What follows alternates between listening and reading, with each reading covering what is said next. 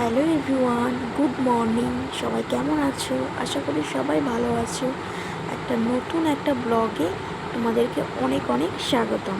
তো অনেক দিন পর আমি মিনি ব্লগ বলতে পারো, খুব একটা বড় হবে না ব্লগটা, ছোটোখাটোর মধ্যেই তো ব্লগটা দিচ্ছি। তো অনেক দিন পর, বহুদিন পর তো হচ্ছে গিয়ে সকালবেলা সমস্ত কাজকর্ম করে একেবারে স্নান করে চলে এসেছি। তো তারপরে এটা হচ্ছে সবাই জানো পন্ডসের একটা ক্রিম, তো সেটা হচ্ছে মুখে মেখে নিলাম। মাঝে মাঝে মাখা হয়, মাঝে মাঝে মাখা হয় না, কারণ এখন ধরো স্নান টান করে এসেছি, দিয়ে রান্নাবান্না আছে, এটা মাখার পরে না আমার বেশি ঘাম হয়, তো মাঝে মাঝে মাখি, মাঝে মাঝে মাখি না। তো হচ্ছে গিয়ে এই স্নান টান করে সমস্ত কাজকর্ম তো হয়ে গেছে বললাম, এখন মাথা টাথা আশ্রিয়ে তারপরে চলে যাবো একটু চা করতে। মামা এখনো ঘুমাচ্ছে, তারপরে হচ্ছে গিয়ে মামামের খাবারটাও করে নেবো, চাটাও করে নেবো, চাটা খেয়ে মামামকে তারপরে ডাকবো। ও উঠতে চায় না সকালবেলা, এখন তো প্রায় 9টা বাজে। তো চলো এখন আমি রান্নাঘরে যাই, একটু চা করি, আর সাথে হচ্ছে গিয়ে মামামের খাবারটা করব। তো হচ্ছে গিয়ে আমি সবসময় হচ্ছে গিয়ে চা খাওয়ার আগে একটু জল খেয়ে নিই। তো জল খেতে গিয়ে দেখি কি জলই শেষ হয়ে গেছে। তো যাই হোক, একটু পরে আবার জল কি নিয়ে আসতে লাগবে। তো হচ্ছে ভাইরা আছে, ওরা নিয়ে আসবে।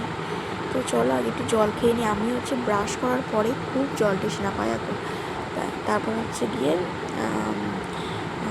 মানে আর কি এত জল তৃষ্ণা পায়, মানে যখন ধরো কোনো কিছু উপোস করবো বা কিছু, যখনই ব্রাশটা করার পরে এত জল তৃষ্ণা পায়, মানে কি বলবো। তো যাই হোক, এখন আমি জলটা খেয়ে নিলাম।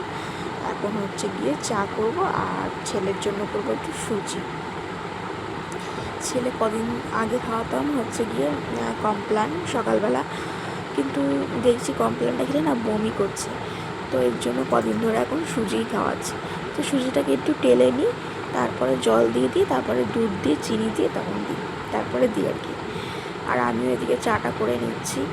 তারপরে চাটা করা হয়ে গিয়ে আমার খাওয়া হয়ে গেছে। এখন মামামকে ডাকছি, দেখো ছেলে তাও উঠছে না, ও মানে উঠতেই চায় না, সকালবেলার দিকে জোর জবরদস্তি করে ওকে তুলতে হয়। তারপরে ছেলেকে তুলে, ছেলেকে খাওয়ানো হয়ে গেছে, ফ্রেশ করে একদম খাইয়ে দিয়েছি। তারপর একটু পড়ালাম, সেগুলো তোমাদের সঙ্গে শেয়ার করতে পারিনি। তারপরে চলে এসেছি সোজা একেবারে রান্না করে। ভাত করেছি, তারপর হচ্ছে ডালও মনে হয় করেছিলাম। তো 2-3 দিন আগের যেটা এই ভিডিওটা করেছি আমি, তো 2-3 দিন পর আমি এখন মানে ভয়েস দিচ্ছি, তো ওর জন্য ভুলেও গেছি। তো আর হচ্ছে মাংসটা এখন রান্না করছি। ও এরকম ডালটা সিদ্ধ করে রেখেছি, এদিকে মাংসের আলু ভাজাও হয়ে গেছে, এদিকে ভাতও হয়ে গেছে, আর এদিকে মাংসটা করছি। তো হচ্ছে গিয়ে অন্যদিন না মাংস রান্না করলে শুকনো লঙ্কা হচ্ছে গিয়ে দিই, মানে মশলার মধ্যে, মানে যখন আদা রসুন যেখানে দিই সেখানে গোটা শুকনো লঙ্কাও দিই, বাট আজকে দিইনি, তার জন্য একটু গুঁড়ো দিয়ে দিলাম। তো মাংসটা হচ্ছে গিয়ে একটু কষা কষাই করবো, বেশি ঝোল করবো না, কারণ মুরগির মাংস খুব একটা ঝোল ভালো লাগে না। তো হচ্ছে গিয়ে মাংসটা রান্না করছি।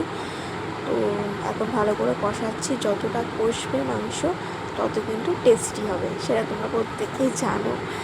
তো এই দেখো, এক হাতে ক্যামেরা ধরে এক হাতে ভিডিও করা যায় না, তো এর জন্য আমি একটু ক্লিপ কেটে দিয়েছি, মানে ধরা যাচ্ছে না সবসময়। আর আমার স্ট্যান্ডটা ভেঙে গেছে, আমার ছেলে ভেঙে দিয়েছে।